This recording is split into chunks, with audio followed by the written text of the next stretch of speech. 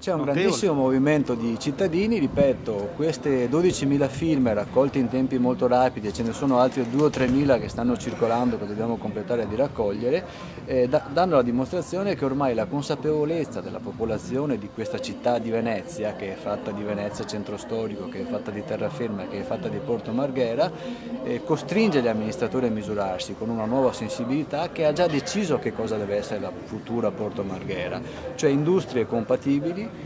che non hanno la possibilità di fare i disastri fatti nel passato e che non mettano a rischio la salute della popolazione. Io confido che anche un politico, come dire, distante dalle tematiche ambientali ma non scemo, tenga conto di questa grande pressione popolare contro una scelta assolutamente. Risiedo a Quarto d'Altino, proprio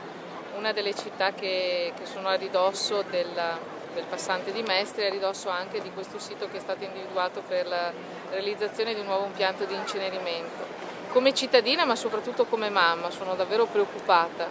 delle scelte che i nostri politici locali stanno facendo, senza tener conto anche addirittura delle scelte che i nostri politici nazionali stanno facendo sulla nostra pelle, usando quello che è il voto che gli abbiamo accordato, che è semplicemente un voto, una delega amministrativa, non certo un voto per scegliere se decidere di farci morire e di farci sopravvivere.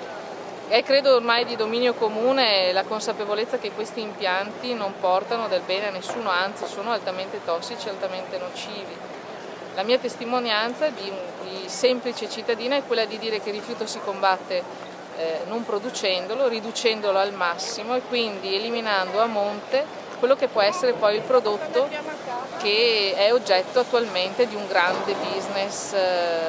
dei rifiuti, un grande business che di fatto porta soltanto ad una economia per poche persone a danno di tutte le restanti migliaia di persone che vivono nella nostra regione, e i danni che loro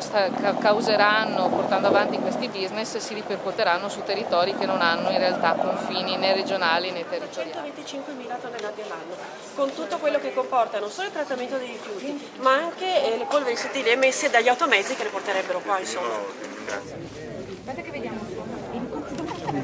Noi faremo in modo, attraverso una mobilitazione proprio in questo periodo,